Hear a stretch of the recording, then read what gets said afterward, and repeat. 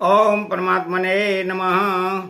भगवान ने 33वें श्लोक से ज्ञान योग का प्रकरण प्रारंभ करते हुए ज्ञान प्राप्ति का उपाय तथा ज्ञान की महिमा बताई। तो जो ज्ञान गुरु के पास रहकर उसकी सेवा आदि करने से होता है, वही ज्ञान कर्मयोग से सिद्ध हुए मनुष्य को अपने आप प्राप्त हो जाता है। ऐसा बताकर भगवान ने ज्ञान प्राप्ति के पात्र अपात्र का वर्णन करते हुए प्रकरण का उपसंहार किया।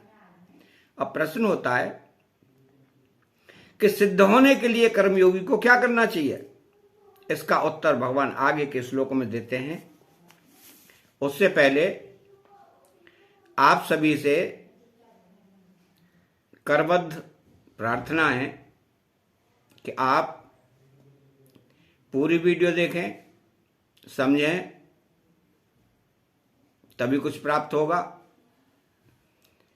उसके साथ साथ चैनल को सब्सक्राइब करें, बेल आइकन घंटी दबाएं, जिससे आपके पास सबसे पहले वीडियो आती रहे। अब भगवान कहते हैं, योग संन्यस्त कर्माणम ज्ञान संक्षिप्न संशयम आत्मवंतम न कर्माणि निबंधन्ति धनंजय। अर्थात योग संन्यस्त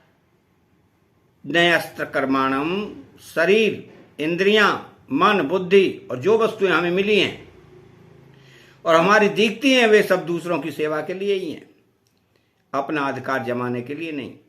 इस दृष्टि से जब उन वस्तुओं को दूसरों की सेवा में उनका ही मानकर लगा दिया जाता है, तब कर्म और वस्तुओं का प्रवाह संसार की ओर ही हो जाता है और अपने में स्वतः सिद्ध समता का अनुभव हो जाता है।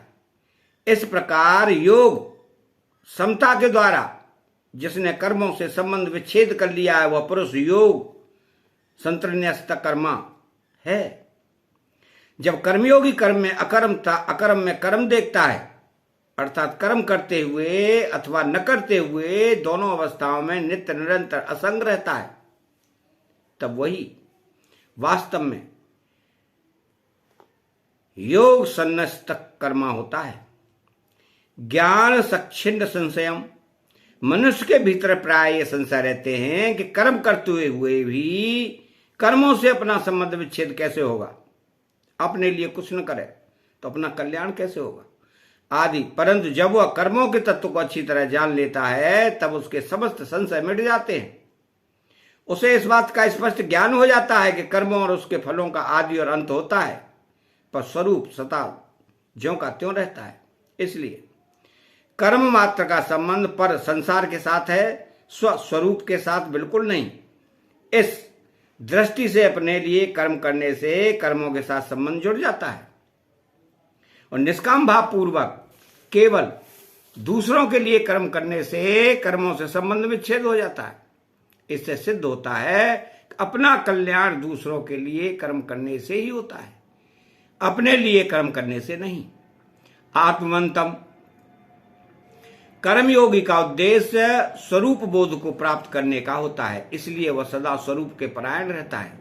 उसके संपूर्ण कर्म संसार के लिए ही होते हैं। सेवा तो स्वरूप से ही दूसरों के लिए होती है। खाना, पीना, सोना, बैठना आदि जीवन निर्वाह की संपूर्ण क्रियाएं भी दूसरों के लिए ही होती हैं। क्यों? क्रिया मात्र का संबंध संसार के साथ है, स्वरूप के साथ नहीं। न कर्माणि निबध्नन्ति,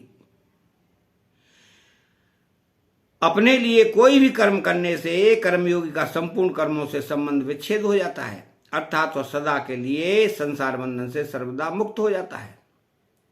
तो कर्म स्वरूप से बंधन कारक है ही नहीं। कर्मों में फलेच्छा, ममता, आसक्ति और कर्तृत्वाभिमान ही बांधने वाला है।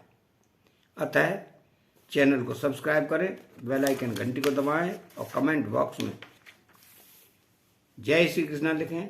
बोलो जय श्री कृष्ण।